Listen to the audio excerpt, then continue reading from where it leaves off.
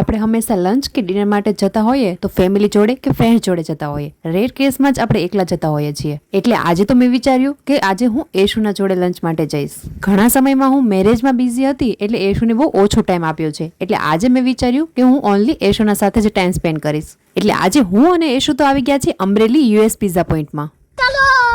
જે અનલિમિટેડમાં તમને 20 થી 25 જાતની આઈટમ મળશે અને અનલિમિટેડ પિઝા તો ખરા જ. એટલે મેં એશુને કીધું કે જો પિઝા ખાવા હોય તો થોડું હેલ્ધી પણ ખાવું પડશે. એટલે પહેલા એને સેન્ડવિચ અને નૂડલ્સ ખાધા અને એના પછી એને વોટરમેલન આપ્યું. એટલે એશુએ પણ કીધું જો મને પિઝા ખાવા મળતા હોય તો હું વોટરમેલન પણ ખાઈ લઈશ.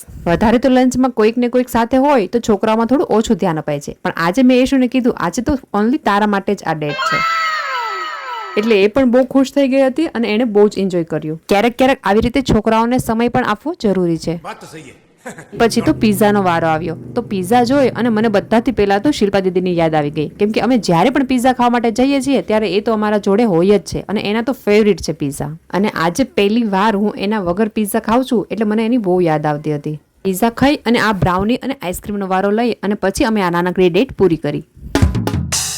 અને મારા મમ્મી પપ્પા માટે મેં ઊંધિયું પેક કરાવ્યું હતું કેમ કે એ પિઝા બહુ ઓછા ખાય છે. પછી તો આ ફૂદડીને બેસાડી અને અમે ઘરે ગયા. વિડીયો પસંદ આવે તો લાઈક શેર અને સબસ્ક્રાઈબ કરવાનું ભૂલતા નહીં. મળીએ નેક્સ્ટ વિડીયોમાં. બાય.